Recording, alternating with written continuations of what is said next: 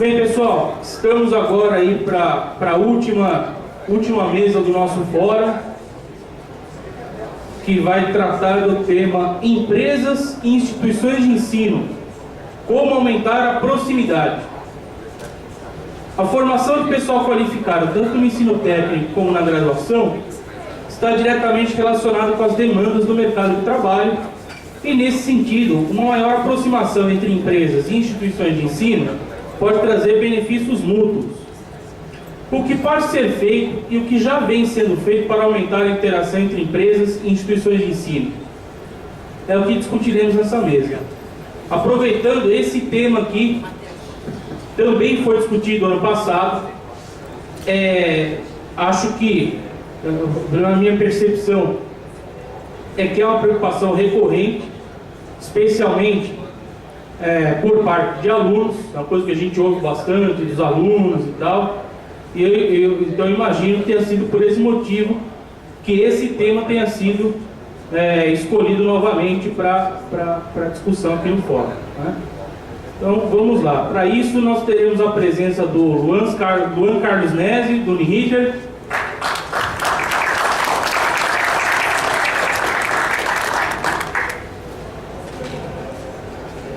do Rafael Batistello Luiz, da Universidade Positivo,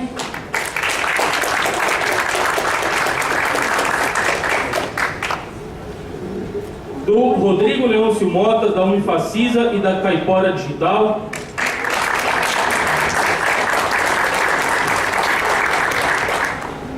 e do Sandro Manfredini, da Aquiles.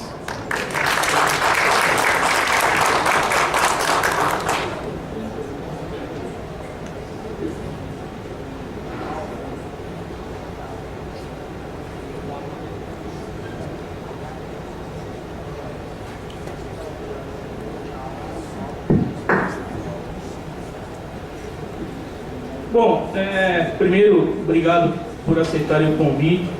E, é uma questão realmente de grande importância. Como eu falei, os alunos sentem muito essa necessidade e existem professores que já detectaram isso também, e tem instituições que já perceberam isso também, e tem empresas que já perceberam isso também. Então, talvez seja uma questão de como acertar tudo isso, né? Então,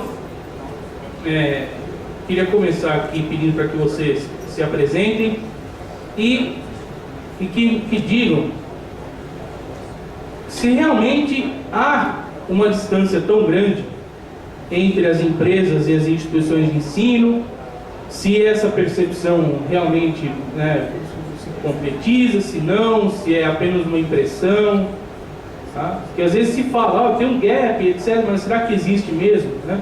Será que não é só um achismo? Não sei. Então eu queria que vocês começassem por aí, tá bom? Então, podem começar na ordem que quiserem. Boa tarde a todos. Primeiramente gostaria de agradecer pela oportunidade de estar aqui discutindo esse tema tão importante para a formação do profissional de jogos e para fomentar a própria indústria de jogos, já que a gente está olhando pelos dois lados dessa moeda. Eu sou o Luan, eu trabalho dentro do Uniriter, dentro do curso de jogos digitais, trabalho como coordenador do Estúdio Experimental de Jogos aqui da Universidade. Boa tarde, pessoal. Meu nome é Rafael, como já foi dito, trabalho na Universidade Positivo. Eu sou formado em design, também área de design, e leciono em cursos de criatividade de expressão, validação de projetos, tirando a parte de arte e a parte de programação, o resto é comigo. Tá bom? E eu espero que vocês possam também nos provocar aqui, porque aqui dá para a gente discutir, refletir e colocar um pouco de fogo aqui, porque se a gente não está incomodado com alguma coisa, tem coisa errada, né? Então, esse incômodo tem que virar, se transformar em soluções. É para isso que a gente está aqui, para discutir e tentar também chegar a uma solução. Boa tarde, pessoal. Meu nome é Rodrigo, sou lá de Campina Grande, na Paraíba. Sou professor, sou coordenador do curso de Jogos Digitais da Unifacisa. Que antes era Facisa, agora é Unifacisa, Centro Universitário. É um curso de desenvolvimento de jogos que já tem 7 anos. E também tem uma empresa de desenvolvimento de jogos chamada Caipora Digital, que foca mais em jogos educativos, jogos com pegada de cultura e tal. E, bem, vamos falar aí sobre esse assunto aí, pô. Boa tarde a todos, eu sou o Sandro Manfredini, eu sou um dos sócios da Kiss Game Studio lá de Porto Alegre e estou aqui para representar também a parte empresarial dessa conversa.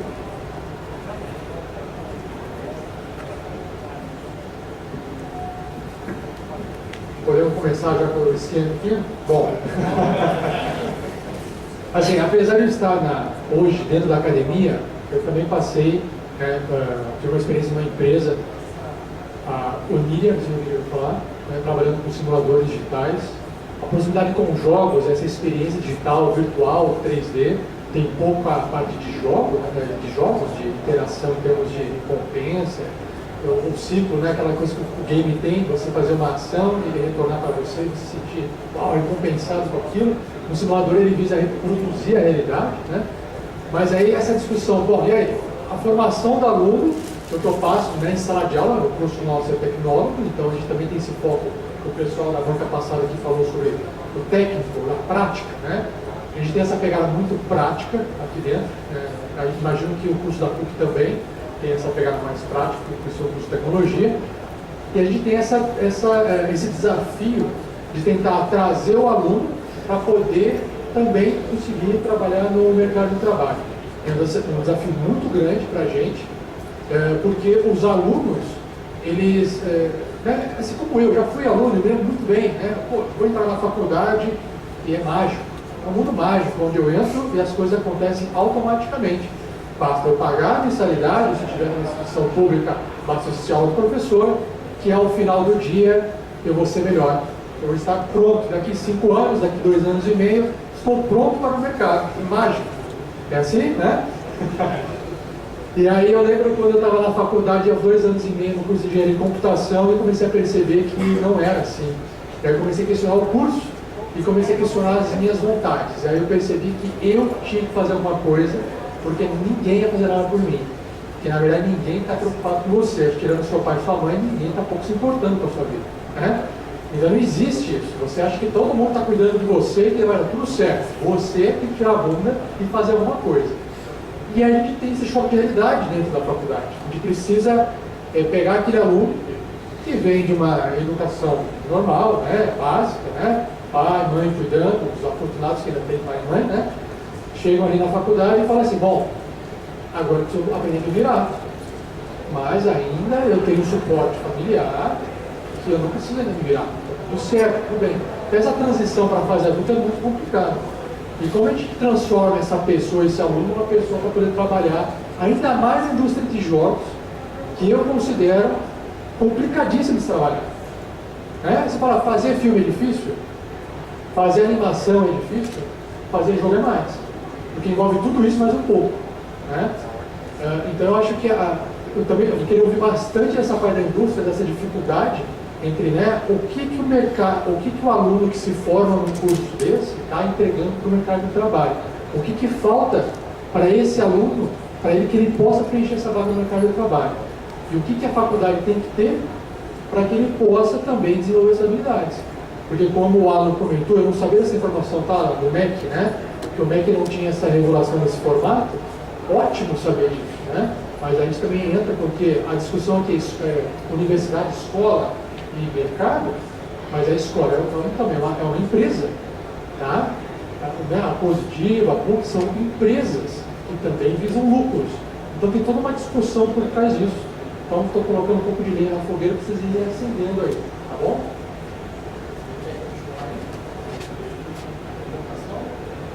Então vamos falar um pouquinho sobre essa relação da faculdade com as empresas, pelo menos do ponto de vista meu, assim. Assim que eu comecei a assumir a coordenação do curso lá na Facisa, a minha preocupação inicial era que o curso fosse um curso legal, assim, passasse o conhecimento que os alunos precisavam, com base no que o MEC pede, com base no que, enfim, a gente acredita que deve ser, o aluno vai aprender isso, animação, 2D, 3D, tal engine, tal coisa e tal, beleza. Inicialmente foi esse pensamento. Com o passar do tempo, o curso ele foi dando origem às empresas e também eu comecei a me envolver com empresas e colegas e gente que a gente começa a se envolver no mercado de game do Brasil e até fora, né? E eu comecei a perceber algumas coisas. Eu olhava para um aluno, um determinado aluno, e eu começava a ver que ele não se encaixaria em nenhum tipo de empresa das que eu conhecia. Assim. Eu comecei a ficar preocupado com isso e preocupado com o aluno especificamente. Né? Porque você é um professor, e no meu caso, coordenador de curso, tem uma certa, eu pelo menos eu me coloco uma certa responsabilidade com o futuro dessa galera. Né? Olha que o cara assim, pô, esse cara tá fazendo esse curso, e depois que ele terminar, o que vai ser dele? Assim? Eu comecei meio que fazer um tratamento de choque com os alunos lá. Foi bem isso, assim. Quando o aluno completa, sei lá, 1 ano e meio, 2 anos de curso, o curso lá é 3 anos, aí eu faço uma sabatina. Sento com ele sozinho, e aí, velho, o que tu quer na tua vida? E aí o cara diz, eu quero trabalhar na Blizzard. Assim, em geral tem algumas respostas já para quer trabalhar na Blizzard. Beleza, massa demais. Como é que tá o inglês aí? O cara não sabe falar inglês, não sabe uma série de coisas, não sabe o que a Blizzard faz, ele até sabe os jogos, né? Mas não sabe, nunca parou para pensar que tipo de, sei lá, que tipo de 3D a Blizzard faz nos jogos 3D, como é a estética dos jogos dela, ele nunca parou para pensar essas coisas do ponto de vista profissional. Nunca entrou no site da Blizzard para ver uma proposta de vaga lá, o que é que tem, e assim sucessivamente. Eu quero trabalhar na Aquiles. E aí, como é que a Aquiles contrata, o que a Aquiles pede, assim, eu comecei a ver que existia uma coisa meio desconexa entre a realidade que eles conheciam e o que de fato a indústria pede. E aí comecei a fazer essa sabatina e a fazer essa aproximação, pelo menos do ponto de vista do aluno entender aquilo que vai ser cobrado. E bem, isso tem dado resultados interessantes porque o aluno ele meio que é pobre, saca? Ele, tirando os problemas de relacionamento, de namorado, não sei o que entra nesse papo também, que eu não gostaria que entrasse, mas entra, ela, professor, mas é porque minha namorada, minha mãe, ela vai conversar sobre esses assuntos. Mas, de um modo geral, eu comecei a perceber isso. E também comecei a perceber, obviamente, como um empresário também, olhar para os alunos e dizer, pô, esse cara trabalharia na minha empresa, mas esse cara aqui não. Por quê? O que tem? O que esse cara não tem? O que está acontecendo para ele não ser um possível candidato? E aí, de fato, como falaram em alguns momentos aqui, o mercado de games ele tem algumas complicações do ponto de vista de empregabilidade, sim.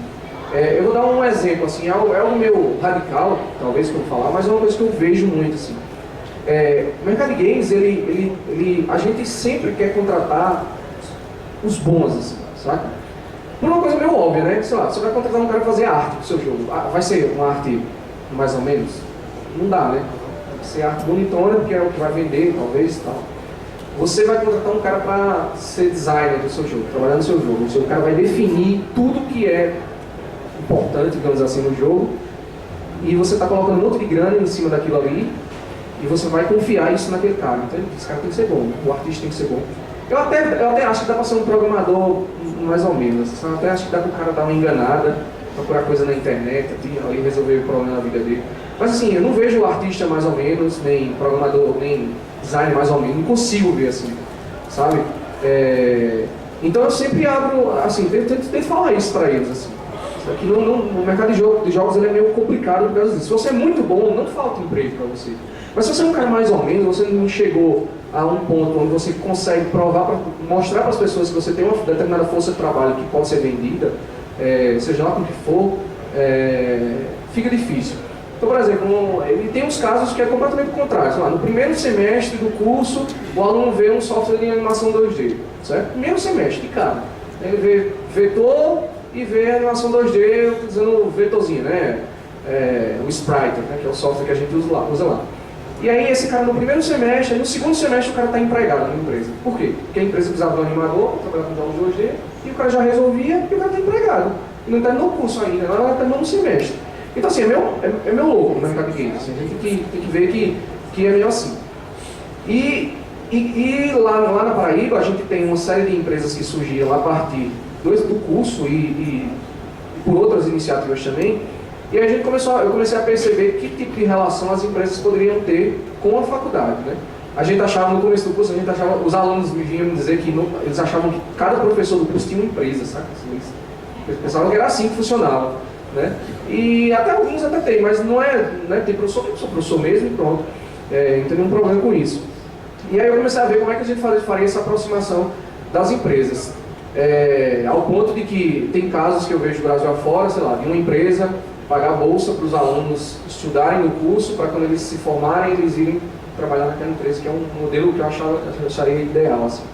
Mas bem, de início é isso, vamos conversar mais coisas aí, depois eu falo mais.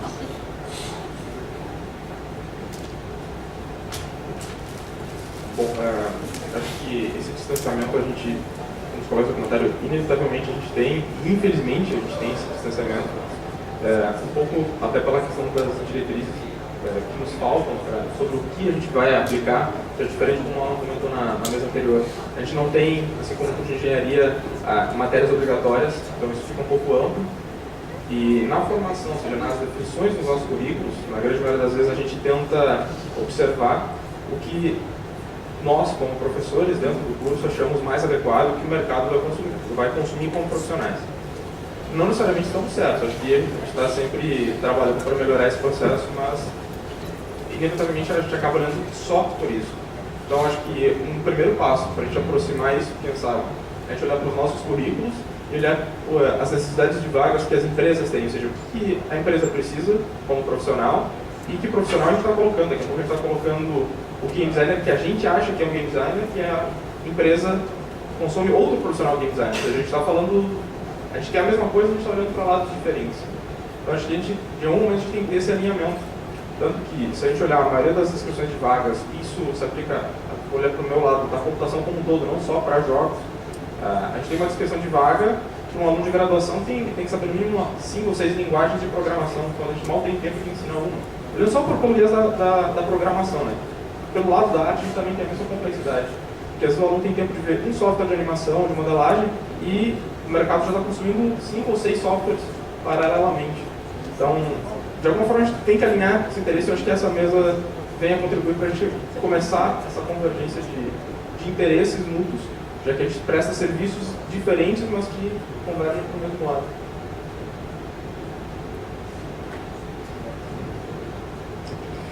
Eu acho o seguinte, que é super complexo, porque todos os fundamentos disso que a gente está falando aqui não necessariamente convergem para o mesmo objetivo, né?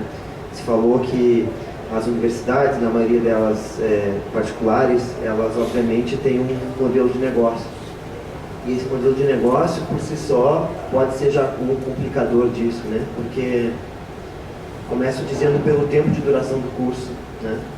E aí a gente tem uma limitação muito grave, porque ao mesmo tempo que tu tem que mostrar para o aluno tudo o que ele pode fazer dentro do desenvolvimento de games, que, como tu já falou, é uma das coisas mais complexas, porque une tantas disciplinas ao mesmo tempo aí sobra pouco tempo para a especialização dele, né?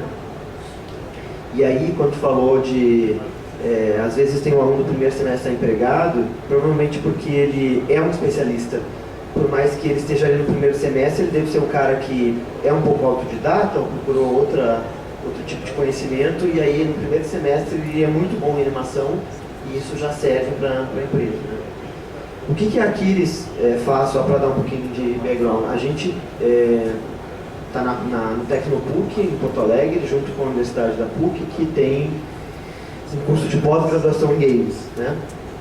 É um curso que vem mais ou menos desde 2010, mais ou menos. Começou ali quando a Ubisoft, que estava no local. Com o fechamento da Ubisoft, a gente pegou inclusive o escritório deles, e desde o segundo semestre do ano passado a gente voltou a conversar com a pós-graduação e estabeleceu bolsas de estudo para os melhores alunos da pós-graduação. Claro, com o objetivo de incentivar mais alunos virem para a pós-graduação e possivelmente a gente também poder contratar mais essas pessoas. A gente está completando aí um ano e meio desse processo. A gente até recentemente teve uma reunião para avaliar um pouquinho. A gente não só dá bolsas, mas como a gente tem profissionais que vão lá e participam das provas finais, da avaliação das provas finais, então a gente tem peso 3 de 10 mais ou menos desse processo. A gente aproveita para dar feedback para os alunos que querem.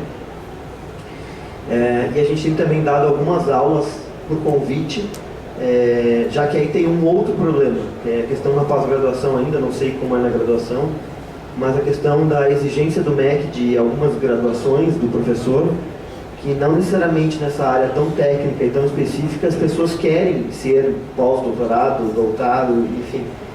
Então, às vezes tu tem uma pessoa super qualificada dentro do estúdio, mas ela não pode dar aula na pós-graduação, porque ela não tem, enfim, as qualificações acadêmicas necessárias.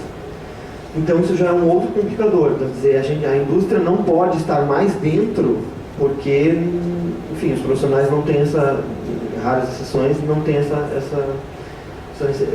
o que é necessário.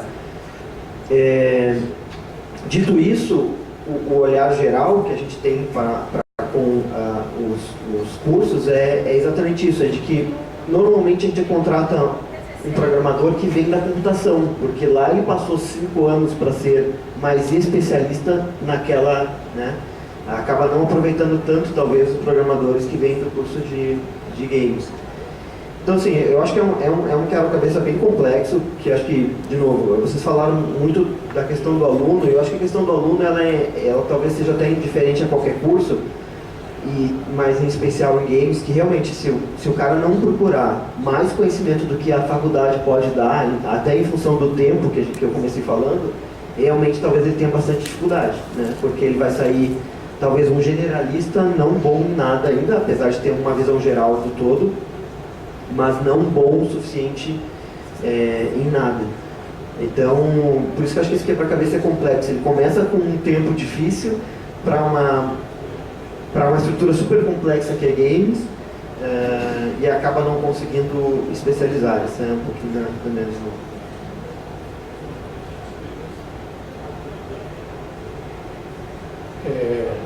Uma pergunta aqui para vocês: portfólio. Primeira coisa que vocês vão contratar é o portfólio de um aluno de qualquer curso que seja, que está saindo. Pode responder essa pergunta? Não necessariamente de arte, né? Mas o que o cara já fez, né? Com certeza, assim, a gente, assim, para quem não tem uma empresa ainda, a gente incentiva muito os alunos a participar de Game Jams, para que ele possa, ali primeiro, trabalhar em equipe, né? Ter prazo, ter uma situação específica para ele participar. E a gente já viu casos de pequenos grupos que começam a se destacar a partir disso mesmo, né? Com algum reconhecimento nas Game Jams internacionais, que não necessariamente é o vencedor, mas ele já sai de uma média, assim, ele já consegue algum destaque, e se isso acaba sendo se repetindo outras vezes, a gente já vê alguma coisa ainda mais especial, que de novo vai vir para os alunos aqueles que buscarem um algo a mais, né? Que não estiverem só sentados esperando a parte mágica. Eu vou falando aqui, mas pode me interromper, tá? Falo pra caramba. Uma coisa que eu acho interessante no curso de jogos é que, por ele ser generalista, apesar de curto, ele te dá 3 visões genéricas, né? A arte, a programação e o game design, né? E você, quando está estudando, você escolhe essas 3 áreas e fala, vou experimentar um pouco de cada. Mas você vai ter que escolher uma que você gosta, se dedicar muito a ela para você ficar bom naquilo, para você conseguir uma vaga naquela área. Então, eu acho que a maior oportunidade que vocês têm nesse curso, né, de jogos é isso. É você experimentar, mas, acima de tudo, você escolher um caminho para trilhar. E a melhor forma disso eu sempre falo para os meus alunos, o que você gosta de fazer? Eu adoro arte. Então faça arte, mas não faça arte só o que o professor pediu, porque a arte, por exemplo, pediu 1/3 da faculdade, né? Faça arte para concursos, faça arte para o que aparecer oportunidade na sua frente. Eu fiz uma ilustração, mas a ilustração não é a mesma coisa que vai dentro do jogo, porque é arte técnica. Tudo bem, mas a arte ela pode servir para uma capa de alguma coisa que depois pode vir para fazer um storyboard lá, uma introdução do jogo em forma de HQ, que é estático, não tem animação. Então você precisa acabar escolhendo um foco. Então eu acredito sim, né, em termos de academia, que o aluno tem que acabar escolhendo uma área dessa para ele aumentar as chances dele entrar no mercado de trabalho. Eu concordo com tudo que vocês falaram. Isso depende muito do aluno. É ele que tem que ir atrás e fazer a sua especialização dentro da graduação. A gente sempre brinca que o profissional de jogos, o mascote de jogos deveria ser um pato. Porque o que é o pato? Ele não nada bem, não voa bem e não anda direito. Ou seja, mas ele faz os 3. O profissional de jogos faz exatamente isso. Ele não é especialista em nada, mas ao mesmo tempo ele consegue trabalhar em todas as frentes. Mas aí, de novo, a indústria não consome um profissional que trabalha em todas as frentes. A indústria quer não quebra galho para tudo. A indústria quer o cara que seja especializado em programação, em arte ou em design. Só que isso vem de colocar aqui. do aluno, ou seja, a contrapartida do aluno complementar o seu processo de graduação. A gente estimula muito os nossos alunos a participar de game jams, a gente cedia game jams dentro da universidade justamente para isso. Para o aluno se sentir desconfortável no primeiro momento, porque ele às vezes é muito bom tecnicamente na sua área, mas ele não sabe trabalhar em grupo, por exemplo. Então a gente começa a gerar esse tipo de provocação dentro da universidade para ver onde é que eu estou levando nesse processo para fazer meu jogo. Ou seja, não adianta ser apenas tecnicamente bom. Então a gente está tentando, através dessas provocações menores, inclusive nas disciplinas de projeto, fazer com que o aluno saia da zona de conforto e comece a se especializar, querer um pouco mais além do que a graduação oferece para ele.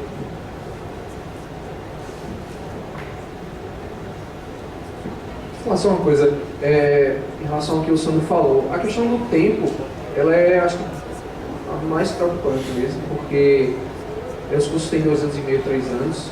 Se você for conversar, por exemplo... Agora sim, eu acho que isso é relativo em relação a que tipo de vaga o aluno vai se candidatar também. Se você for conversar, por exemplo, com, sei lá, Alex Oliver, um cara brasileiro, trabalhando na Blizzard, um cara do 3D e tal, ele fala que para você ser um artista 3D, que trabalha com 3D de alto nível, você vai passar 5, 6 anos estudando todo dia 3D para você ser bom naquilo. Nenhuma faculdade, em lugar nenhum você vai fazer isso, nem que o curso seja apenas de 3D. Então é uma coisa que o cara vai buscar sozinho. Uma coisa que eu percebo é que o aluno que vai sair da faculdade, não necessariamente ele vai sair da faculdade e fazer um Mortal Kombat, sabe? Eu acho que o aluno, eu tenho um caso de um aluno nosso que a gente teve essa conversa e ele disse que queria fazer tal coisa e ele é dessa área do 3D especificamente. Então ele fez o TCC dele, lá na faculdade a gente tenta fazer o TCC do cara ser uma ferramenta para ele se inserir no mercado. Então se o cara, o cara é o pato, né? Sabe de tudo, sei lá, mas eu disse, mas o que é que você de fato quer trabalhar e o que você é melhor, que você estudou mais? O cara disse, não, eu quero ser designer. Então faça o seu TCC, algo que envolva um bom balanceamento, economia, mecânicas, inovadores e tudo mais. Se o cara é bom em arte, faça um jogo que você possa mostrar para as pessoas que é isso. Faça um pequeno jogo 3D, sabe? Desculpa a palavra, fodão, sabe? E se o cara é bom em programação e é isso que ele quer mostrar, então faz uma parada complexa, um achievement de programação qualquer, um jogo multiplayer, uma coisa, né? E tudo mais. E para ele fazer isso. E aí, esse tipo de coisa faz com que ele consiga mostrar que determinadas vagas é possível ele estar sendo alocado nessas vagas, né? Então, ele não vai sair da faculdade e ir para a Blizzard direto, porque não acontece isso, assim, na maioria das vezes. O cara vai ralar um pouco, esse caso desse meu aluno, por exemplo, é isso, ele saiu da faculdade, ele se empregou numa empresa trabalhando com 3D low poly, aquela coisa mais mobile e tudo mais, que não necessita de tanto realismo, coisa e tal, e nesse caminho ele foi estudando mais e assim sucessivamente, fazendo a carreira dele, a qualidade do que ele queria trabalhar, melhorar até após a faculdade, durante a faculdade, em paralelo e tudo mais, porque de fato o tempo é um grande complicador mesmo. Mas eu não acho que essa questão da especialização seja tão, saca, tão... Eu tenho visto menos patos, assim, lá na faculdade. Assim, até primeiro, segundo semestre, tudo mais normal, porque os caras estão ainda meio, saca, mas no meio do fim do curso eu começo a ver que os professores eles saem com capacidade sim de serem empregados e de serem reconhecidos por aquela especialização que eles escolheram, de fato, digamos assim. A gente está falando aqui, comentando, de questões mais técnicas, né? O programador que sabe programar, o artista que sabe fazer arte.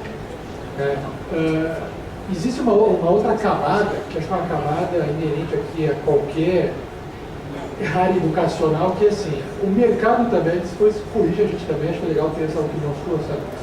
Mas também exigem habilidades, né, competências das pessoas que não são só inerentes a questões técnicas. Por exemplo, trabalhar com uma equipe, resolver problemas de ordem humana. Deu um pepino lá, alguém ligou, e como é que você sabe tratar esse atendimento humano? Como é que você lida com as indiferenças ou com essas dificuldades? Eu também percebo em sala de aula que a gente tem essas duas frentes, né? Pô, o aluno tem que aprender a questão técnica, mas uma vez que ele saiba a questão técnica, ele também ainda não sabe fazer aquilo lá, ou não sabe nem como agir diante de uma situação que não tem nada a ver com a situação técnica. Foi apresentado para ele um desafio que na verdade o desafio envolve ele ter um comportamento e ele não, por falta daquele comportamento, ele não consegue nem chegar na parte técnica. E esse é um desafio muito grande. É como se aquela velha discussão, será que o curso tem que ter, sei lá, uma disciplina de filosofia, um curso de jogos? Será que não falta marketing? Será que não falta questões de educação financeira? Porque se o cara não tenho grana para fazer, investir em tal coisa, torrei a grana, não sei falar de dinheiro, nunca saio do zero. Então eu acho que existe esse nível de complexidade que a gente também acaba não dando atenção porque também não vende, né? Olha, você vem aqui, vou dar um outro exemplo. Teve uma escola aqui em Curitiba, que entrou em contato comigo, querendo criar um curso técnico de desenvolvimento de jogos. E aí eu falei, beleza, qual que é a idade? Né? A faixa de idade lá, dos 12 aos 14 anos. É o aluno que está ali, que ainda não entrou na faculdade, né? Até os 16, 17 anos. Eu vou montar um curso. Então, o que o aluno precisa saber? Ele precisa saber fazer um bom jogo. Para ele saber fazer um bom jogo, ele precisa de uma ferramenta básica de programação, uma ferramenta básica de arte, mas ele vai ter que saber como fazer um bom jogo. Então vamos ter um viés de design. Não precisa de muita infraestrutura, beleza. O que aconteceu no final das contas? Os alunos chegavam lá, é para aprender a mexer em Unity? Por quê? Porque o Unity está na boca dele. Ele sabe o que é Unity. Mas ele o quê? Design? O que é isso? Sabe? Então, a gente tem essa dificuldade. Faça um curso então que vai ensinar Unity para ele. Um curso técnico de 6 meses, com um aluno que não sabe programar nada. Vai dar certo isso? Talvez renda alguma grana para a empresa. Mas o aluno vai sair sabendo programar, talvez ele saiba pegar tutoriais e reproduzir. Mas para que serve? Se eu sou um programador que sei fazer... eu sei mexer na Unity. O que você faz com isso? Então, essa camada de complexidade é difícil de atingir e resolver. Então, isso também é uma coisa que a gente discute muito lá no curso. Não sei se isso também passa por vocês lá na Kids, né? Mas eu diria até que essa parte do aluno saber lidar com colegas, com a parte emocional, já é luxo, porque, de novo, para nós, do nosso lado, a parte técnica, são tantas especificidades. Se a gente entrar em game design e começar a entrar em game design de free-to-play, e começar a entrar em economia de jogo free-to-play, etc., ou pessoas que sejam capazes de gerir o produto em si e não pensar só na parte do desenvolvimento do game, mas olhar para o game e para o mercado ao mesmo tempo, sabe? Que possa ser um líder de projeto nesse sentido. Tudo isso são uma série de posições na empresa que aí fica bem complexo, porque o cara tem que realmente ter vivido um pouco de cada coisa, né, etc. Então, não sei se tempo vai resolver, se tempo resolveria tudo, mas com certeza seria um passo inicial bem importante, assim, né? Quando a gente, não estou fazendo comparações, mas a gente sabe que tem um profissional que é muito mais complexo como a medicina, a gente está trabalhando ali com 6 anos, mais o tempo de especialização lá, né? De estar dentro do hospital de residência. Então, é que games ainda não está sendo possível, em tese, ter um curso apropriado para a sua complexidade, né? Mas isso com certeza melhoraria muito, assim, porque... E dentro só não comentei, assim, uma das posições que a gente acha mais difícil, não entrando ainda nessas mais complexas, assim, de free-to-play, porque eu acho que é uma coisa que, do ponto de vista de desenvolvimento no Brasil, ainda não é tão comum. Uma das coisas que a gente acha mais difícil de contratar é game design também. Game designer porque, por toda a base, você falou de filosofia, né? Casualmente eu tenho um sócio que gosta muito de filosofia e que brinca um pouquinho com esses temas, então só de olhar e me falar, a gente sabe o quão profundo isso pode ser, né? Do ponto de vista de toda a base do game design mesmo, até experimentações com projetos. Então, só essa disciplina em si, ela demandaria bem mais tempo. É uma faculdade quase à parte. Então, enfim, aí outros casos, mas essa é uma das disciplinas que a gente acha mais difícil de encontrar. Assim. Até tem uma vaga aberta lá. Deixa eu fazer uns comentários e uma pergunta aqui, em função dessa fala toda. Primeiro, essa questão de treinamento versus graduação, que é uma luta, né? Realmente muitas pessoas entram nos cursos achando que vão fazer treinamento de software, e aí quando ela, na verdade, descobre que o software é só uma ferramenta, né? E que o software no fim não interessa, né? Aí eu vou contar a experiência pessoal. Lá na FATEC, nós não tivemos Unity durante muito tempo, por uma simples razão: nós não temos dinheiro. A faculdade é pública, então já sabe como é que é, né? E nós utilizávamos Unreal porque Unreal era liberado, tinha lá a licença educacional, que era gratuita. Mas grande parte dos nossos TCCs, jogos, eram feitos com Unity. E isso, para mim, como coordenador do curso, era, no fim, era um sucesso, na verdade. Porque me interessava em Unity. Eu adoro Unity, nada contra, pelo contrário. Mas não interessava o que não tinha. Interessava o que o aluno era capaz de fazer, independente da ferramenta. Eu acho que aí a questão da educação, né, o sucesso educacional tinha sido atingido. Acho que nesse sentido foi uma experiência interessante. Aí finalmente, né, a Unity ouviu as preces de zilhões de escolas ao redor do mundo e resolveu liberar a licença gratuita educacional, né? Agora, essa questão das soft skills que você mencionou, Rafael, que é saber lidar com pressão, equipe, etc, etc. Eu participei uma vez de um evento em São Paulo sobre TI. Tá? TI, tecnologia de informação, empresas discutindo, não sei o que, não sei o que. E vocês acham que o problema é só aqui nos jogos? Não. Então tinha lá uma mesa para discutir a distância entre as instituições de ensino e o mercado de trabalho nos cursos de TI. Então não é só o curso de jogos que é o diferentão, né? Então os outros também. E aí uma pessoa da área de RH justamente fez essa pergunta. Olha, escuta, tudo bem, a gente está vendo que as instituições estão até, umas mais, outras menos, oferecendo ali a tecnologia, a formação tecnológica. Só que nós temos muitas e muitas vagas, e essa pessoa diz que participa de grupos de RH e tal, então tem contato com a RH de muitas empresas. Então nós temos muitas e muitas vagas não preenchidas, simplesmente porque os alunos das instituições hoje saem sem a menor preparação para lidar com essas coisas. Porque não adianta você ter aula de game design não vai ensinar isso.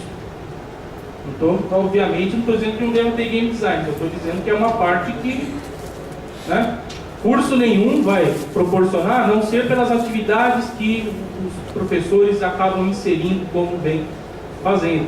Então é um diferencial, na verdade. Aí quando o Sandro fala que é um luxo mesmo. É um luxo hoje você ter gente que saiba ler e escrever. Tem aluno de graduação que não sabe ler e escrever. O cara termina o curso e ele não sabe ler e escrever direito. A gente não sabe como é que terminou o curso, mas é verdade. Ele não sabe preparar uma apresentação, ele não sabe se expressar. Na verdade, é um problema que vem lá de trás, né, da educação básica. O Luan levantou a questão do pato, que, né, perfil generalista, um pouco disso, um pouco daquilo, tal. E aí o Rodrigo comentou, eu não tenho visto tanto assim. Eu concordo com isso. Aí, novamente, eu vou citar a experiência pessoal. O curso tem essa ideia do generalista, né? E na minha opinião isso é bom. Porque eu acho que você querer... você tem a pretensão de dizer para o aluno que está querendo entrar numa área o que é que ele tem que estudar, ou em que ele tem que se especializar, eu acho que não é certo. O Sandro falou no curso de medicina. Na hora que vocês estavam falando isso aqui, eu lembrei do curso de medicina. E aí você falou no curso de medicina. O curso de jogos é um curso de medicina, no sentido de que ele traz uma formação generalista, e aí você completa com a residência, e no caso não tem residência no curso de jogos, né? E não tem como ter residência no curso de jogos. Mas no meu entender, a visão generalista, para quem está querendo entrar na área, é benéfica, porque ele enxerga o todo.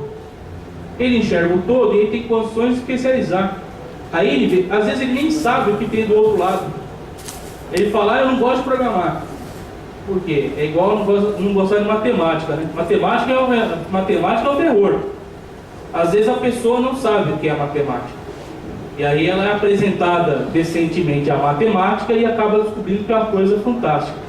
Mesma coisa com programação. Eu não gosto de programar. Programar é um horror. Eu ouvi dizer que é terrível. Mexe com lógica, com matemática, eu não quero saber disso. Aí ela chega na faculdade e ela é apresentada a programação. Se for apresentada bem a programação, de repente a pessoa se surpreende, fala, pô, é isso que eu quero fazer pro resto da minha vida. Pronto. Agora, se eu chegar e falar, não, você vai estudar programação, 3 anos do curso, ou quantos anos que seja, ou você vai estudar arte, então você vai estudar design, você não vai ver as outras coisas, eu acho que é uma pretensão muito grande. Porque alguém falou, eu não lembro, acho que foi o Rodrigo que falou, a questão da responsabilidade. São pessoas que estão confiando à instituição de ensino a sua formação. Então ele falou, pô, a gente começou a enxergar lá, tinha que fazer alguma coisa, mudar, etc. Porque, pô, a gente viu que é uma questão de responsabilidade. Então eu acho que parte dessa responsabilidade é dar oportunidade para o aluno enxergar o todo. E aí ele vê o que ele quer fazer da vida. Ah, mas é muito esperar isso de um garoto de 18 anos, 19 anos, 20 anos, né? E hoje, desculpe eu falar isso, pode não ser muito popular, mas o pessoal de 18, 19, 20 anos é muito mais imaturo do que nós, quando tínhamos 18, 19, 20 anos. Hoje o pessoal chega na faculdade e, como ele ouviu dos pais a vida toda que ele era o melhor, que tudo que ele fazia era o melhor, era o bonito, ele não aguenta a primeira crítica que ele recebe na faculdade. Isso acontece. As pessoas não gostam de ouvir isso, mas é a realidade. Então é uma luta mais árdua ainda. E aí só fechar com uma pergunta aqui. É difícil contratar um game designer. E aí eu vou amarrar com o que o Rodrigo comentou. Eu esqueci o nome do cara que falou para você lá que para formar um cara de arte lá demoraria 5 anos ou não sei o quê. Se as empresas não estão querendo contratar sêniores recém-saídos das faculdades, isso não existe. É claro que a empresa quer contratar alguém bom, sem dúvida. Você não quer jogar dinheiro fora, você não quer jogar tempo fora. Agora, não dá para contratar alguém recém-saído da graduação sênior, porque não existe tal coisa. Então, não existe, será uma diferença entre a expectativa que a empresa tem do que vai se formar e aquilo que realmente é possível de se fazer, porque às vezes não é uma questão de... é uma questão do que é possível de se fazer, né? A gente acompanha, conversa com vários professores, coordenadores de várias instituições. O pessoal está se esforçando, né? As instituições estão se esforçando, muitas estão se esforçando para tentar atender a essa demanda. Mas será que não... Isso não é em jogos, não. Isso é em qualquer área. Aqui nós estamos falando aqui de ensino de jogos. Se estivesse falando de ensino de engenharia, então caberia do mesmo jeito. Será que a empresa não está esperando um profissional que tenha uma qualificação, até experiência? Eu já vi casos aí, relato de procurar estagiário com experiência. Isso é a aberração maior ainda, né? Ou então estágio que é subemprego, na verdade. Você contrata o estagiário e fala, você vai desenvolver um jogo aí para a semana que vem. Ele fala, peraí, meu, estágio não é isso. Então será que também não existe essa diferença aí de expectativa entre o que a empresa espera de um recém-formado ou ainda de um aluno e aquilo que é possível ter como formado ou ainda como aluno? Então fica aí também as provocações todas, né?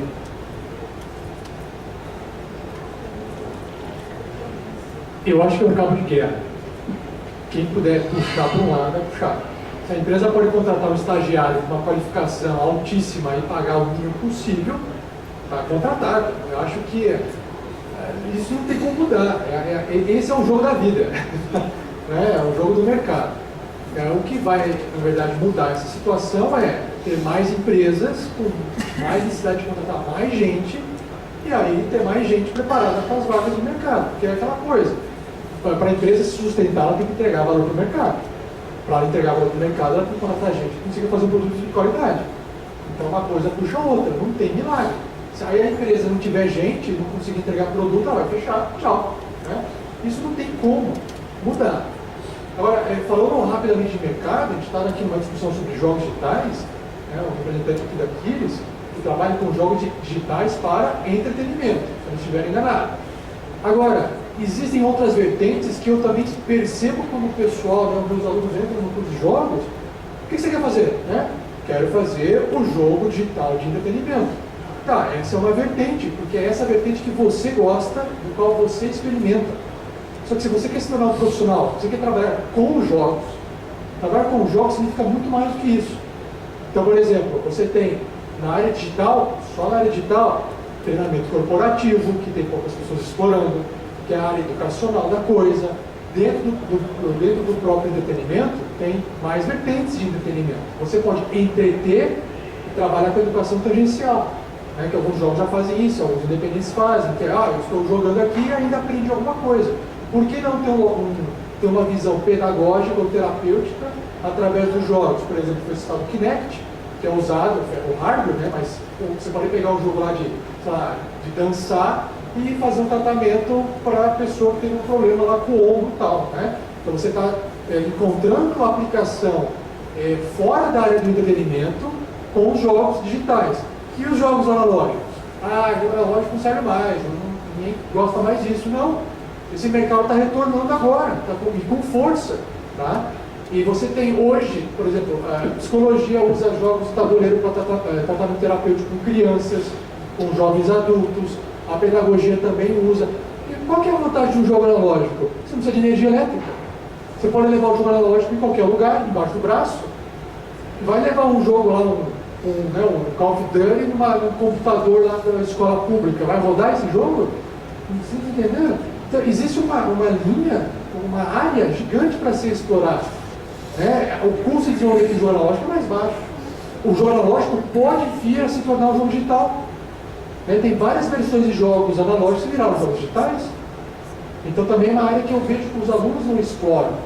Talvez não exploram porque não conhecem. Então vai conhecer. Então, aí tem uma série de coisas. RPG e educação aqui. RPG é jogo. RPG não é nem board game, né? Não é nem jogo digital. Não estou falando do diabo, tá, galera? Estou falando de jogo RPG de mesa. Né? Então é um jogo que acontece muito mais na imaginação, que também foi muito explorado na educação do Brasil, com pesquisas, doutorados, ideias e tal. E também, vocês podem trabalhar em várias vertentes do mercado, inclusive esse tipo de trabalho vai trazer habilidade para vocês, para também entrar no mercado de trabalho. Né? Quem que trabalha aqui com, sei lá, jogos sonoros, né? Sem o visual, né? E tem uma série de diversidade para vocês trabalharem também. Isso aí é legal. Tinha até esquecido dessa questão de que a gente tem que mostrar para os alunos que existem uma porrada de áreas para eles trabalharem. Inclusive, lá na Paraíba a gente tem vários casos, a gente tem mais casos hoje, pelo próprio desenvolvimento da indústria, de empresas que capturam valor com jogos que não são de entretenimento do que as empresas que estão focando especificamente em jogos de entretenimento, principalmente porque, enfim, o mercado é bem mais competitivo, o Steam não é mais mina de ouro e assim sucessivamente. Até cito o exemplo da Aquiles, se eu não me engano, a Aquiles passou um tempão antes de lançar jogo de entretenimento, fazendo Hyper Game, fazendo até 2013, né? Então foi quase 10 anos, talvez. 6 anos trabalhando antes de investir em projetos. Até tem algumas outras empresas que fizeram esse caminho, eu tenho que até mostrar para os alunos que também é uma área que tem acho que tem uma facilidade maior de empregabilidade. A gente tem uma empresa em Minas Gerais que de uma vez contratou 4 alunos nossos, assim, uma empresa de educação, e os caras têm uma equipe para fazer jogo lá. Então, enfim, é uma coisa que é interessante. O Alan fez uma pergunta assim, em relação a o que as empresas cobram e que a faculdade entrega, eu acho que a gente vive um momento no Brasil, assim, a gente vive um momento de crescimento ainda, de desenvolvimento de várias empresas. A gente não tem uma porrada de empresas com 200, 300 funcionários, tem várias pequenas empresas, tem várias empresas com menos funcionários. E hoje, pelo que eu vejo no Brasil hoje, existe uma cobrança maior das empresas em relação ao profissional do que o que a faculdade, teoricamente, deveria entregar. Assim, essa pergunta foi bem interessante mesmo, porque eu já conversei com vários empresários, na verdade eles querem um cara para resolver. É isso que eles querem um programador para resolver. Talvez o programador resolver seja esse cara pleno, sênior, que não é o que a faculdade tem a obrigação de formar. Né? Por quê? Não é errado querer um cara para resolver, não é. Né? Mas isso é mais porque as empresas são pequenas, tem 3, 4 funcionários, 5 funcionários, não sei, e precisa desse cara, precisa de um cara próximo a isso, do que uma empresa maior, como uma empresa que tem, sei lá, a TEPS, por exemplo. Eu vejo que as vagas da TEPS, que é uma das maiores empresas do Brasil, elas cobram bem menos do cara que está entrando lá do que uma empresa menor, entendeu? Porque a empresa menor, ela quer um cara para resolver tudo e tal, e aí eu acredito que ela cobra um pouco mais realmente da faculdade, que não seria... Mas como você falou, é um lance de mercado, é uma coisa que vai existir, vai ficar nisso aí. Talvez quando as empresas crescerem um pouco mais, as coisas se tornem mais tranquilas. Esse processo do cara sair da faculdade, entrar, se capacitar mais, ter experiência, aí virar um cara mais... Só para rapidinho complementar o que o Rodrigo falou, eu escuto bastante o pessoal que grava o podcast, aquele podcast do pessoal que era brasileiro e trabalha na IE, no Canadá, né?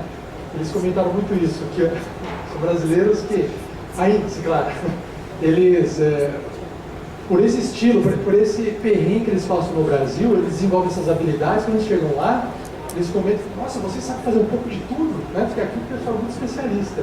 Então, às vezes, essa parte ruim, que hoje ainda pode parecer difícil, a exigência é muito alta, é uma força, né, que vai fazer você desenvolver essas habilidades que pode facilitar para você lá no futuro.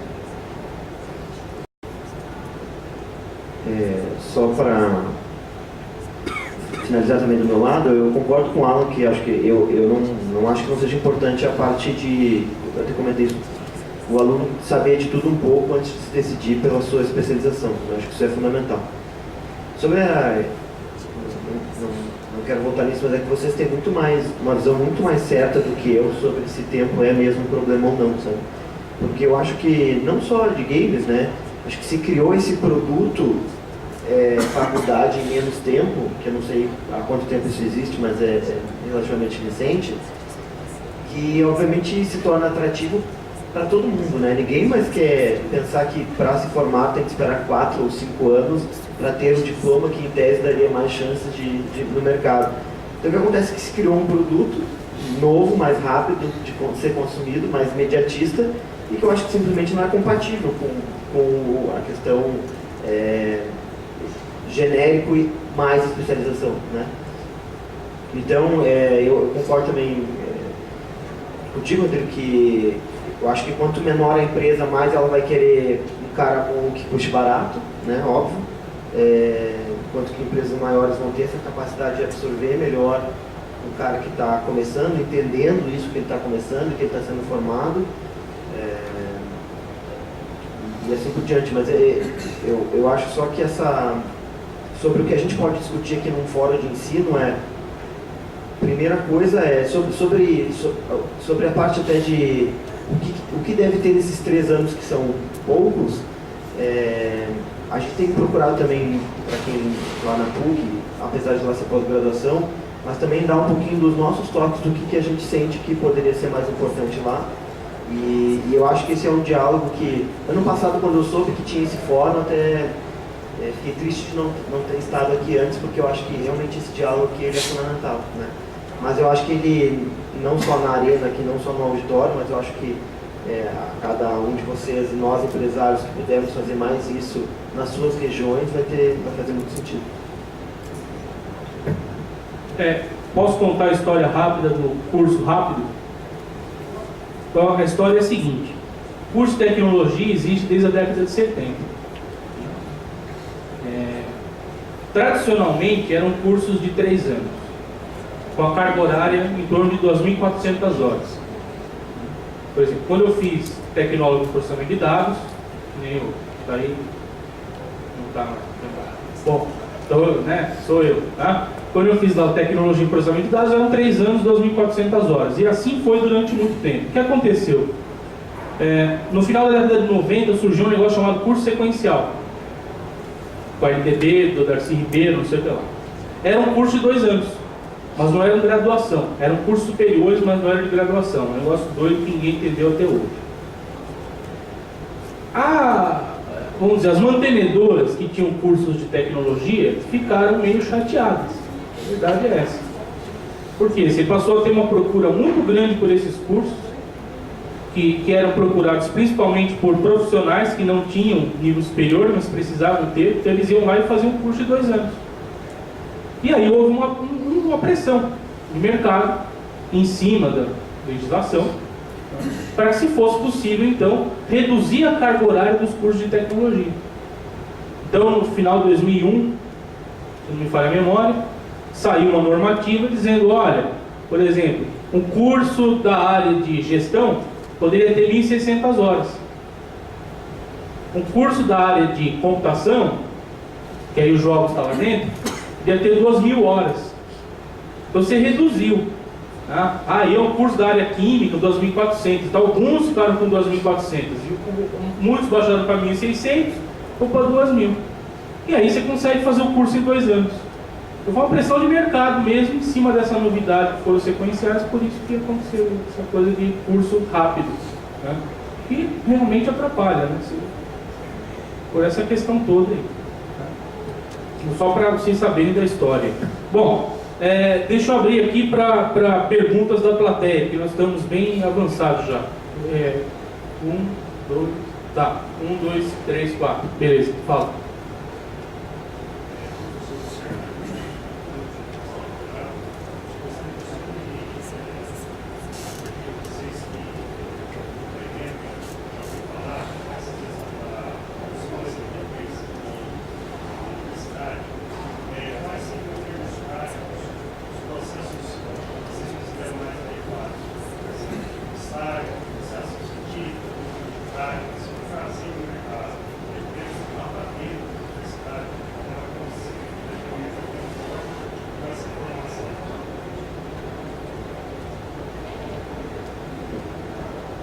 Bom, acho que todas as 3 práticas que tu comentaste, seja de estágio, de ciência científica, ou os laboratórios práticos, têm a contribuir para a formação do aluno. Já que a gente comparou o curso de jogos ao curso de medicina, a gente não tem um tempo de residência, então a gente tem que, de alguma forma, suprir esse período de residência. A Game Jam é uma residência extremamente curta, que o aluno pode praticar e ter um contato mínimo. Os estudos experimentais são um período um pouco mais longo, que já pode experienciar desde o primeiro semestre até o último. Os estágios, a gente já vai ter que estar normalmente do terceiro, quarto semestre em diante, ele já adquiriu uma prática mínima para poder entrar, mas a gente tem que fomentar essas práticas para o aluno, ou seja, para complementar essas necessidades, ele vai ter que se especializar também dentro da universidade, vai ter, às vezes, cursos livres para fazer esse movimento, vai ter que encarar estágios, vai ter que estudar por fora, ele tem que, de alguma forma, se agarrar em todos os lados para se tornar um bom profissional. A universidade, isso não se restringe só ao curso de jogos digitais, mas para qualquer área, o profissional, a universidade ela vai dar a ponta do iceberg, e cabe ao aluno procurar um pouco mais. Olhando só para o lado de programação, vamos pegar por ciência da computação, que é um curso onde tem programação do início ao fim do curso. Eu sempre brinco, se eu pegar o livro, a Bíblia do C++, do DTL, que é um negócio de mais de 1000 páginas, um curso de programação não chega nem a metade desse livro. Ou seja, e atualmente ele aborda todo o conceito de linguagem, ou seja, nem o curso de ciência da computação formaria um grande profissional em programação.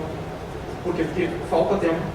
Então, a gente tem que ser generalista, a gente tem que atingir um pouco de cada uma das áreas para apresentar para o aluno, tanto que o programador não vai modelar, mas ele tem que ter o mínimo conhecimento do que é modelagem para conseguir integrar uma arte ou para corrigir alguma coisa eventualmente que tem problema no arquivo de modelo, para botar dentro do engine, assim como o modelador não pode ser só um modelador, ele tem que ter conhecimento mínimo do que é arte para jogo, por exemplo, que se diferencia de só fazer um modelo 3D. Então a gente tem que ter um cruzamento entre áreas, a arte, o design e a programação, inevitavelmente. Isso vai se dar pela especialização do aluno e essas práticas isoladas que a gente tem dentro da academia que a gente consegue implementar hoje. Professor, vou responder pela experiência minha que eu tenho na Positivo, tá? Então, a gente acredita muito que, fazendo parcerias com qualquer empresa, Empresa, quando eu digo, não é empresa de jogos, mas é qualquer empresa. Eu falo assim, olha, eu quero uma solução em formato de jogo. Então eu sou uma empresa de cinema. Faça um jogo sobre o nosso filme para a gente poder divulgar, como uma ferramenta de marketing. Então ele leva uma proposta. E aí a gente passa para os alunos, a gente não obriga, porque se obrigar vai um pouco contra o projeto ficar com qualidade boa no final. Então quem quer fazer um projeto para essa empresa faz, vocês têm esse tempo, e no final vocês apresentam. E quem não quiser vai ter uma outra proposta acadêmica ou até os professores trazem. Então a gente vem tentando trabalhar com isso, mas a gente ainda tem uma dificuldade, né, de que a empresa chega lá, às vezes, para ver o projeto final, e aí sempre a expectativa está mais alta, porque também o mercado, não estou falando da indústria de games, o mercado como um todo, faz um jogo para mim. Olha, eu quero um jogo com 500 milhões de conteúdos, eu tenho 30 mil reais para pagar e tem que ficar pronto no mês que vem. Sabe, existe uma diferença absurda entre a realidade que as pessoas acham do que um jogo vale para ser pago e construído e a realidade. Você fala assim, você sabia aquele jogo ali que o seu filho joga custou bilhões de dólares, né? O 1 bilhão foi no marketing foi o GTA V, né? Como assim? Tudo isso? Tudo isso. Como é que você quer que eu faça algo parecido com 30 mil reais? Entendeu? Não tem como fazer isso. Então também existe essa dificuldade. A expectativa, né, o conhecimento da empresa, das empresas como um todo, e a realidade do desenvolvimento de jogos digitais, no caso que é bem mais caro. Geralmente fala assim, com esse orçamento dá para fazer um jogo de cartas analógico. Topa? Não, quero aquele jogo igual meu filho joga em casa. Não podemos fazer isso com esse orçamento. Também tem isso. Então a gente tenta fazer essa aproximação entre empresas, de modo geral, e a universidade também, através dessa proposta. De forma prática, uma coisa que funciona muito, é isso que ele falou, lá na faculdade a gente já fez projetos, sei lá, para um pouco do Nordeste, Ministério do Trabalho, desse jeito. Eles tinham uma proposta de fazer alguma coisa, a gente monta uma equipe, faz como um projeto de extensão, por exemplo, e eles desenvolvem, e tem bolsa e tudo mais. Isso é legal, muda muito radicalmente como o aluno se vê depois que ele faz um projeto desse. Né? A gente tem a empresa Júnior, que também faz esse tipo de coisa, faz jogo para clientes externos e desenvolve, e agora no momento está desenvolvendo jogos próprios também para ser lançado e tudo mais, então eles vão trabalhando em paralelo. A gente já conseguiu fazer com que, e aí mais por causa da relação que a gente tem entre as empresas lá da Paraíba, que não são tantas, e por exemplo uma empresa que ela é já bem sucedida e tal, ela montar um projeto paralelo dentro da própria empresa e contratar estudantes para fazer aquilo lá. Então é um outro jogo, não é o jogo principal, mas eles querem fazer vamos fazer um jogo mobile assim para se pegar e contrata, e é como se fosse um estágio, mas na verdade eles estão desenvolvendo um projeto mais complexo. E outra é para fomentar o próprio desenvolvimento de jogos dentro do curso, de um modo geral. Assim, os alunos, a gente sempre tenta mostrar para eles que no mercado de games, essa coisa do portfólio, a gente fala portfólio, mas é uma coisa bem maior, que é você, de fato, trabalhar com algo legal e você, sei lá, ser reconhecido por isso. Então, a gente sempre tenta mostrar para lá, teu jogo é qual? Qual é o teu jogo? Assim, o cara saber que ele está fazendo aquele jogo lá e começar a entender que isso também faz parte do desenvolvimento do jogo. Então, todos os alunos terem algum tipo de projeto paralelo é uma coisa que a gente sempre tenta fomentar. Mas, de forma prática, é isso que muda esse comportamento deles, de deixar de serem estudantes para serem profissionais e melhorar skills e tudo mais.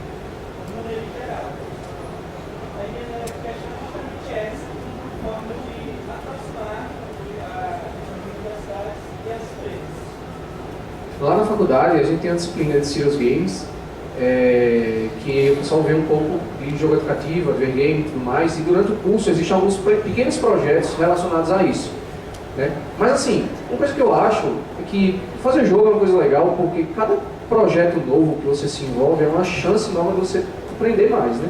Então, por exemplo, eu nunca fiz jogo só com áudio, mas se por acaso eu viesse fazer um jogo só com áudio, ia ser também uma parte muito divertida, pesquisar sobre como fazer isso, testar um monte de coisa, né? Porque eu acho que o aprender a aprender também é uma coisa que faz parte do dia a dia dessas ferramentas que a gente tem que ter, essas ferramentas paralelas aí, todo mundo tem que ter. Então, cabe mais do aluno querer fazer esse tipo de coisa, ter algum tipo de experiência. Se na universidade ele puder já ter isso, mesmo que seja pouco, acho que vai ser interessante. E fazer alguns tipos de projetos paralelos nesse sentido aí.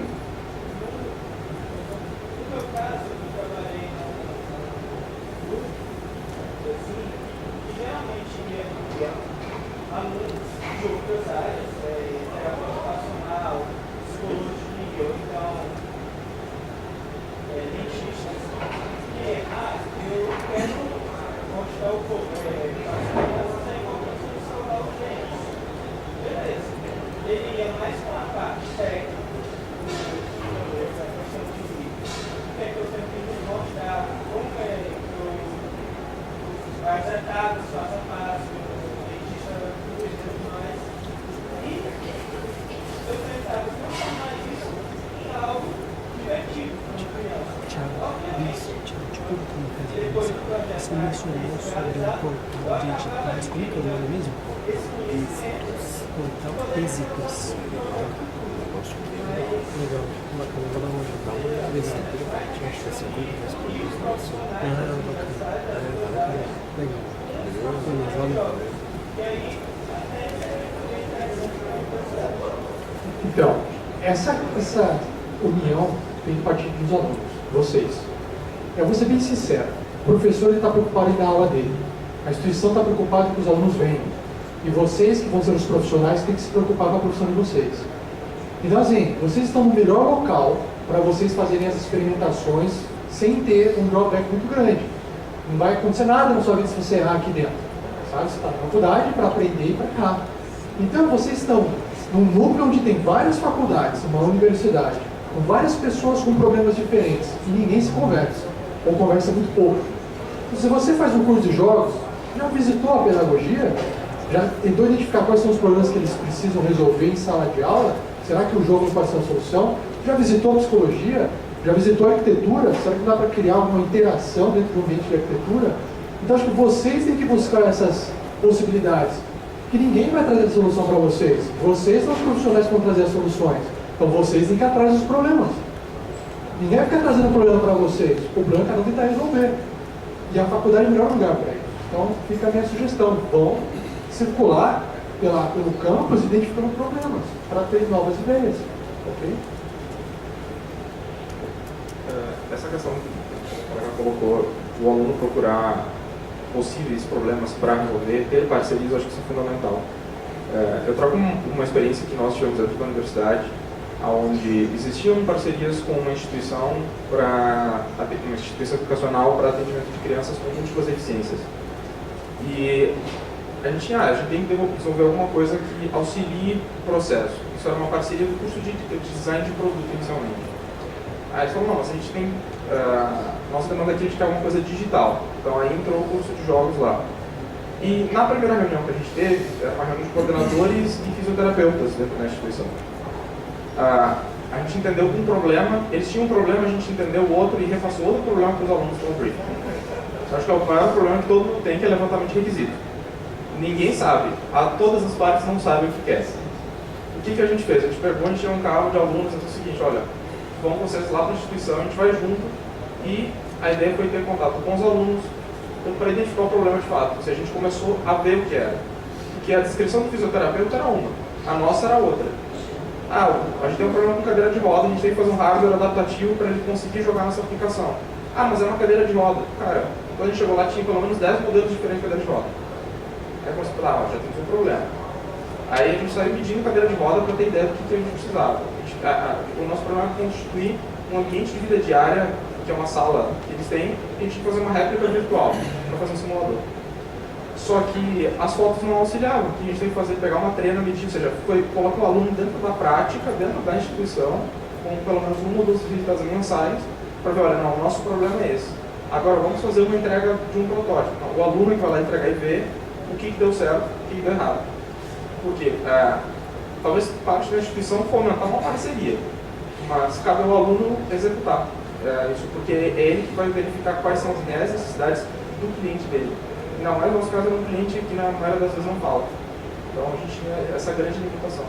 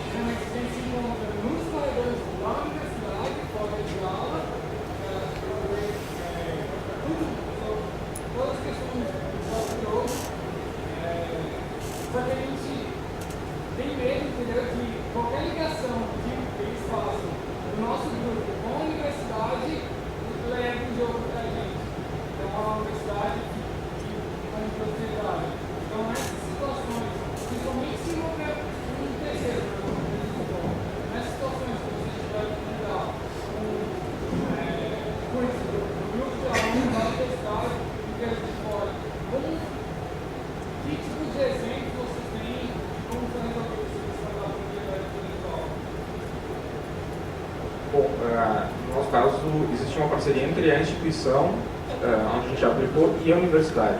Ou seja, já tinha um termo de cooperação entre as partes, ou seja, regulamentado entre tudo que aconteceria dentro das duas partes. O que seria, de quem seria a propriedade do produto final. Então, os alunos, a partir do momento que eles entraram no projeto, eles assinaram um termo, seja como voluntários ou como bolsistas, acordando que eles cederiam o produto, tanto que a universidade não visava lucro com esse produto, a gente entregou isso gratuitamente para a instituição, mas eles são detentores da propriedade intelectual, isso ninguém tira deles. Tá? A única coisa é que a gente não fez um produto, nesse caso, voltado para lucro. E quando isso voltar para lucro, a gente tem que estabelecer parcerias claras, aí entra o setor jurídico das partes, para delimitar o que cabe cada um, qual é a parte de cada um dentro desse contrato. Nós fizemos que teve um contrato de estágio que passou um ano entre setores jurídicos, só indo e voltando, porque, ou seja, cada um mudava uma cláusula para atender às suas necessidades. A gente tinha o time já fechado, o projeto bem definido, mas não se iniciava o desenvolvimento porque não tinha bolsa e nenhum dos lados tinha assinado. Então, demorou um ano e meio quase para conseguir fomentar uma vaga de estágio entre a universidade e uma secretaria estadual para fazer um advogating. Então, por quê? Porque isso tem que estar muito claro entre as duas partes. Nenhuma delas quer entrar no jogo comercial para perder alguma coisa, ou daqui a pouco levar algum tipo de processo também. Eu não me preocuparia tanto assim, sendo estudante, pelo seguinte motivo, né? Como eu falou, a propriedade intelectual, né? Eu sou designer, Quem vai explorar isso comercialmente ou não é outra questão, né? Então alguém pode estar lucrando com o seu projeto por uma questão de contrato comercial, mas o nome, o desenvolvedor é você. Tá? São coisas diferentes. Tá? Agora, o que eu acho que tem que se preocupar é o seguinte, só vai dar problema quando o jogo for um sucesso e estiver sendo vendido e lucrando. Aí que os problemas começam. Se o jogo é ruim, não dá dinheiro, ninguém conhece, não faz diferença nenhuma, você concorda? Então a preocupação sua é fazer o melhor projeto. Ponto. Se o seu projeto for muito bem feito, as pessoas estão falando e isso está começando a ser divulgado, aí é outra história, começa a ver. Tem muita gente que fala, professor, vamos fazer registro de marca, patente, INPI. Calma, para, você vai gastar R$1.000, R$3.000 com isso, para quê? Calma, mas eu quero proteger, né? Eu quero proteger porque você tem que aprender a desenvolver. Se você é uma pessoa que sabe fazer um ótimo jogo, você fez um, você faz dois, você faz três. Sua vida não vai ser resumida a um projeto. Ah, mas o cara que criou o Tetris, ele vendeu a ideia dele na época. Ele não ganhou um tostão, demorou anos para conseguir. Ah, ele nunca mais fez nada. Você entendeu? Ou seja, foque em solucionar problemas com jogos. O jogo é o meio. Tá? O meio para o tédio. O meio para um problema pedagógico. O meio para diversas coisas. Se você tem condições de resolver um problema, você consegue resolver 2, você consegue resolver 3. Tá? Não fique tão encanado com isso, não.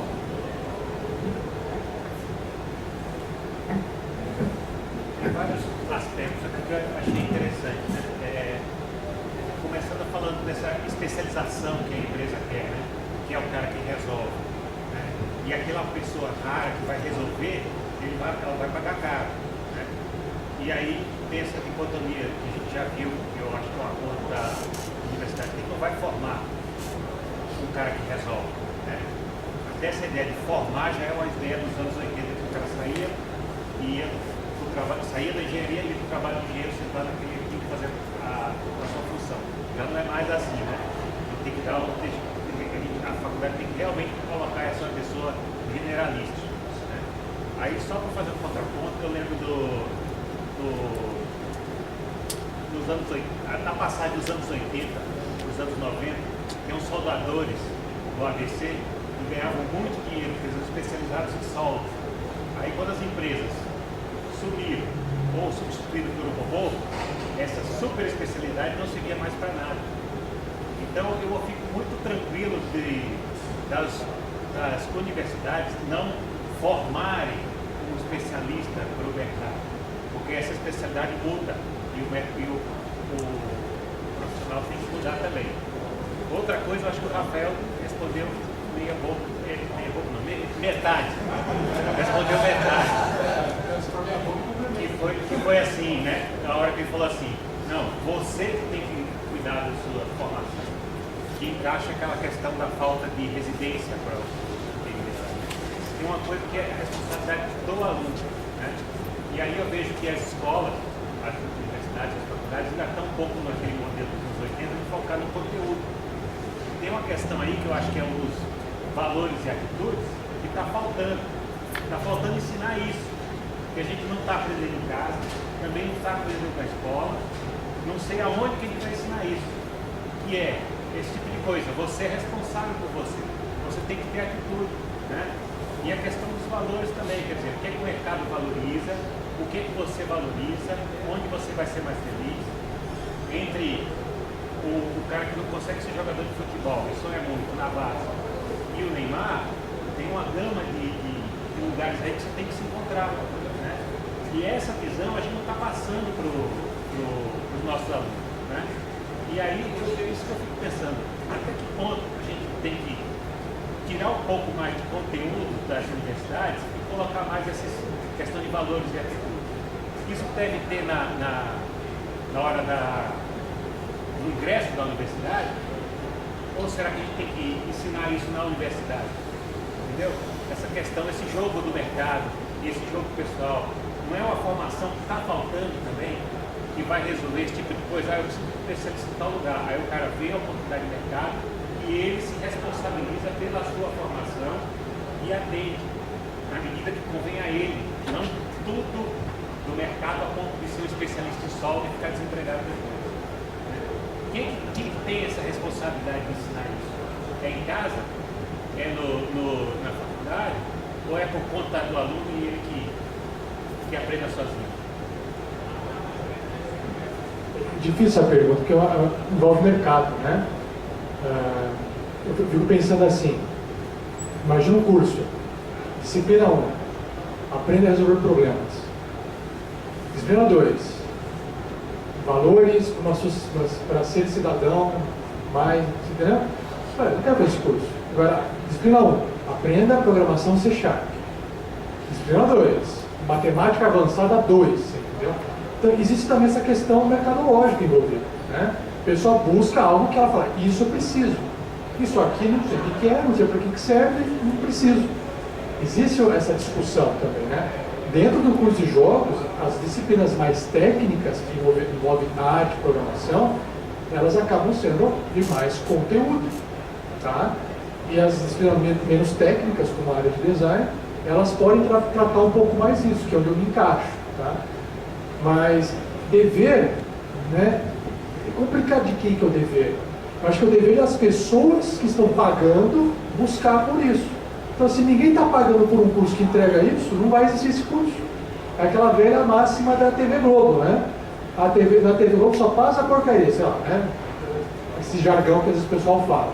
Um exemplo, porque nada contra a TV Globo, tá, pessoal? É um exemplo. Mas é assim, então, mas a TV está entregando o que as pessoas querem, ou, sabe? Ou ela está forçando e as pessoas não têm opção.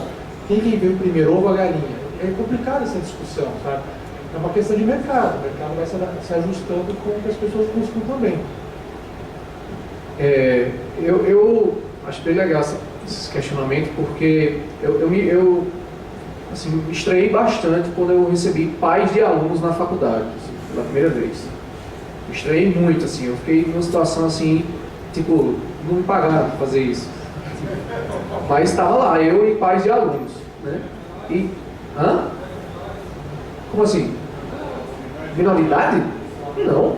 O aluno? Não, o aluno tinha 20 e tantos anos. Não, menoridade não. Não, pessoa normal. Só que os pais dele foram lá conversar comigo.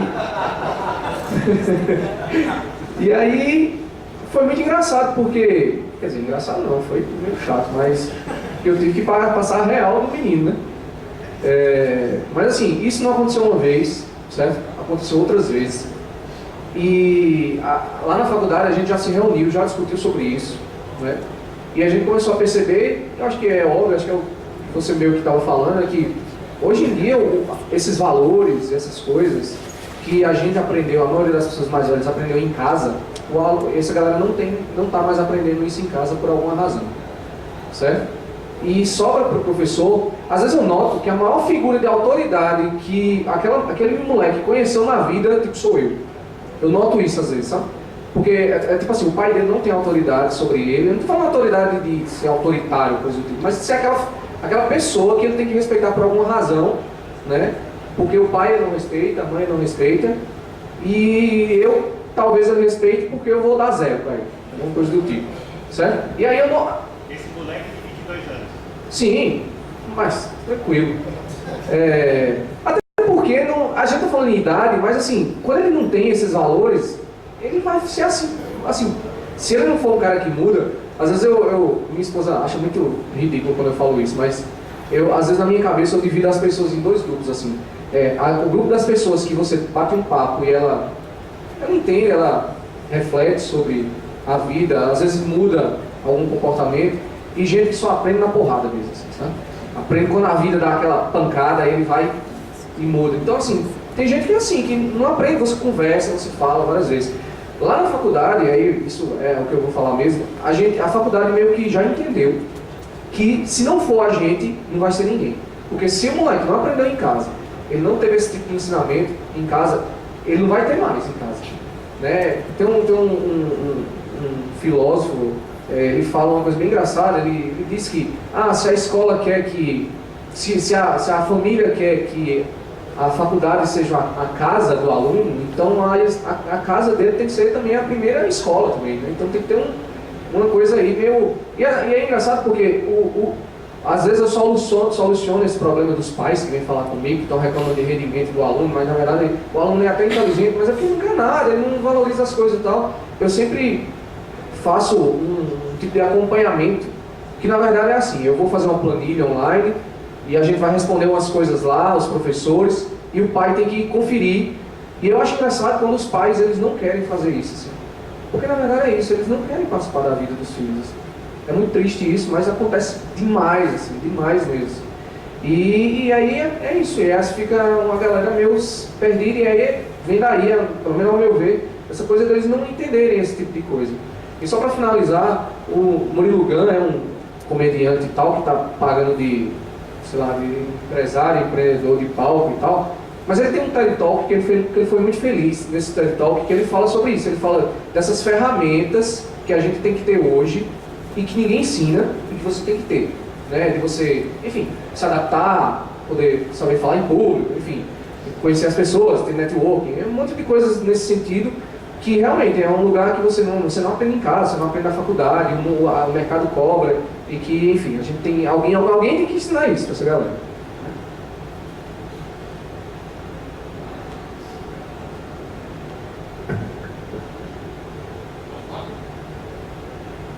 Bom. Pode, última pergunta, vamos lá.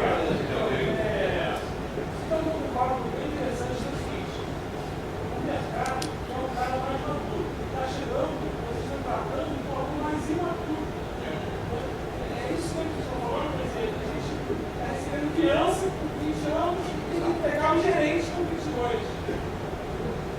Gerente não, mas cara maduro que difícil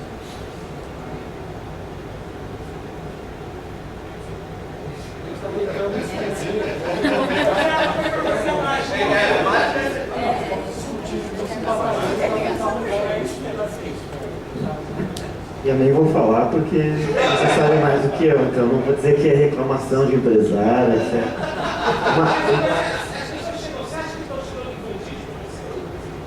Sem dúvida, mas a questão, mas aí só uma coisa, né? Isso não é um tema especificamente desse fórum. Se for ali para o lado, para outra disciplina, vai ser exatamente igual, vai ter uma questão de geração, etc. Que nem sei o que fala. A gente vê muito assim, mais difícil, né? Quando a gente tem empresa, etc., que assim, as pessoas ainda têm uma mentalidade de que assim, elas têm que sentar na cadeira e esperar a tarefa. Sabe?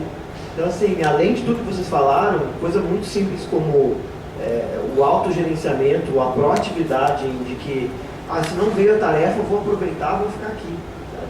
Só que esse é o profissional que, em algum momento, se ele aproveitou tanto tempo de não ter nada para fazer, a gente se dá conta de que a gente não precisa dele, né? Porque se ele for 6 horas, 7 horas, as pessoas não entendem que elas têm que se fazer úteis, sabe? E isso é uma grande diferença de mindset, que elas sentam e esperam a tarefa. E elas não entendem que se elas não se fizerem úteis, não vai fazer sentido. Até complementando ali a tua resposta, eu acho importante tu te preocupar com a questão da propriedade intelectual, acho que é uma preocupação válida, todos os adultos falam sobre isso. Mas também concordo que se tu puder dar a tua ideia uma chance de ela ir ao mundo e ver que ela funcionou, isso talvez no começo seja mais importante do que evitar que a ideia vá porque não aceitar a tua cláusula porque eu também acredito nisso, acredito que tu precisa de validação e tu não vai fazer só uma boa, tu vai fazer a segunda, a terceira, a quarta, o importante é tu validar que o que tu faz tem realmente valor, mas para isso às vezes tu precisa chegar no mercado para que as pessoas vejam. E realmente, por mais que tu não tenha o direito autoral sobre ela, no sentido de royalties ou o que for, nesse sentido, teu nome certamente vai estar lá e tu vai poder mostrar para os outros trabalhos, para as pessoas, etc., que foi tu que fez. Só um caso, rapidão mesmo, sobre essa coisa que eu falei do aluno ser imaturo e tal, e não sei o quê. Tem um aluno lá no curso que eu gostava de conversar com ele, eu achava ele muito inteligente, assim, mas ele não queria nada com nada, os pais reclamavam também que ele era imaturo, que não sei o que e tal, beleza. Aí foi ter um jam, e aí disse, pô, vou fazer um jogo com esse cara, ver se... Aí eu chamei ele, vamos fazer um jogo nessa jam, vamos participar nós dois, vamos? A gente participou e fez um jogo. Beleza, a gente postou no Facebook o jogo e tal, não sei o que, e aí um cara me adicionou no Facebook e veio perguntar o seguinte, ele fez, cara, eu vi esse jogo de vocês, esse jogo não serve pra nada não, né? Eu disse, como assim? Ele fez, não, vocês fizeram só de boa. Aí eu disse, foi. Tem como vocês venderem esse jogo pra gente? A gente é da revista Galileu e tal, não sei o que, da editora Globo, e a gente quer dar esse jogo com uma promoção de não sei o que, não sei o que. Lá vem, transformar num adverbial.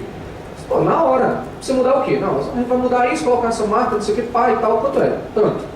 Aí eu fui falar com o cara, disse, olha, o jogo lá, o cara quer comprar, a editora Globo e tal, vamos fazer ele? Vamos. Cara, esse cara, ele mudou. Ele é outra pessoa, certo? Assim, não foi só por causa da grana, não foi só isso, não foi só a grana, mas ele virou outra pessoa, ele começou a se vestir diferente até, começou a falar diferente, ele virou outra pessoa, sério mesmo, ele essa semana que a gente fez esse jogo, ele ganhou essa grana e tudo mais, parece que chegou alguém pra ele e fez, tá vendo aí que isso é real, cara, isso não é uma maluquice não, entendeu? E ele mudou completamente, assim, aí eu fico tentando descobrir como é que eu faço isso com outras pessoas também, sem envolver dinheiro, sabe? Para despertar neles essa coisa aí. Eu só queria falar rapidamente pela frase que o Sandro falou. Se me permitir, Sandro, eu vou colocar entre aspas. Você repete isso, né? O aluno tem que aprender, ou o profissional tem que aprender a fazer sem esperar, né, a ordem do que tem que ser feito. Né? Entre aspas, né, Sandro, sócio, né? Vou colocar um slide, porque eu bato também em sala de aula com os alunos, que é aquela coisa, olha, nós temos um objetivo, um problema para resolver. Vocês querem fazer um jogo? Fazer um jogo. Beleza. Começa a fazer o jogo. O que é para fazer? Começa a fazer o jogo, mas você não vai fazer nada. Então, peraí, como é que a gente pode começar a fazer um jogo? Por aqui. Beleza, então faz. Não, mas eu quero saber como é que faz tudo, começo ao fim. Não, começa com uma ponta. Mas você não vai me ensinar, professor? Eu vou te auxiliar no processo. Primeiro você tem que começar. Enquanto você não começar, eu não posso ensinar a fazer nada. Porque se eu for falar para você como é que você começa, eu já estou fazendo jogo para você. Ah, mas começa pela história? Você quer começar pela história? Não é o ideal, mas vamos começar então. Beleza, então como é que você quer escrever? O que eu ponho aqui na linha? O que eu escrevo? E se eu falar o que eu escrevo, eu vou começar a fazer um ditado para você. E aí eu vou começar a anotar. A história é essa? Pô, aí tá. Então a gente também passa por isso. E aí acho que essa frase cairia bem. Pelo menos não é o professor que falou, né? Um sócio da empresa deles.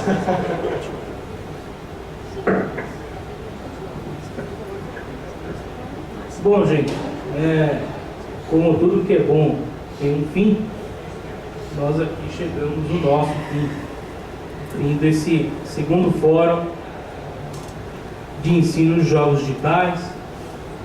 Tivemos aí um dia que foi bastante produtivo, foi bem interessante, né? Começamos aí discutindo pesquisa na graduação, na pós-graduação, aí depois veio a galera dos cursos livres aí mostrando que está fazendo realmente a diferença para a garotada, para os adultos também. Depois os cursos técnicos que se apresentaram como uma grande alternativa, aí, uma grande modalidade de formação profissional tecnológica, e o fechamento muito bacana aqui com essa discussão sobre a proximidade, ou como aumentar a proximidade entre as empresas e as instituições de ensino. Então eu queria agradecer aqui a presença do Juan Carlos Nesi, do Rafael Batistello Luiz, do Rodrigo Leôncio Mota e do Sandro Manfredini, por essa discussão muito prolífica mesmo. Também agradecer a vocês que estiveram aqui durante o dia, que vieram só à tarde ou vieram só para essa mesa, mas que prestigiaram o nosso evento. Eu estava aqui no final levantando os números aqui, tal, e nós tivemos uma ótima quantidade de inscritos e uma ótima quantidade de presentes. Então, queria agradecer aí, inclusive, o pessoal que veio bem de longe, de Rondônia, tá? Nos prestigiar e juntar-se às fileiras dessa formação que eu acho que todo mundo acredita que, né, não é que vai dar certo, está dando certo, apesar desses tropeços, apesar dessas, né, às vezes, frustrações e dor de cabeça e tudo, mas é uma coisa que está dando certo, né? Tem muita gente fazendo coisas muito bacanas e a gente espera que no próximo ano, terceira edição do fórum, possamos trazer novos assuntos, mas eu vou passar para vocês depois. Eu tenho aqui os dados de todo mundo, tal, e-mail, não sei o que. Eu vou mandar para vocês depois por e-mail, endereço lá do nosso grupo de discussão, para a gente quiser poder continuar essa discussão, trazer outros assuntos relacionados ao ensino de jogos. Eu acho que é essa a ideia, né? Todo mundo unir forças, vários braços aí, várias cabeças, trabalhando para a gente, né, ajudar a construir essa indústria, né? Porque a formação de profissionais é que vai suprir as necessidades dessa indústria, né? Os jogos não se constroem sozinhos, pelo menos ainda, né? Precisa de gente para fazer, precisa de gente qualificada. O nosso papel aqui é esse, colocar pessoas qualificadas no mercado. Então eu queria agradecer novamente a presença de todos e foi um ótimo evento mesmo. Muito obrigado.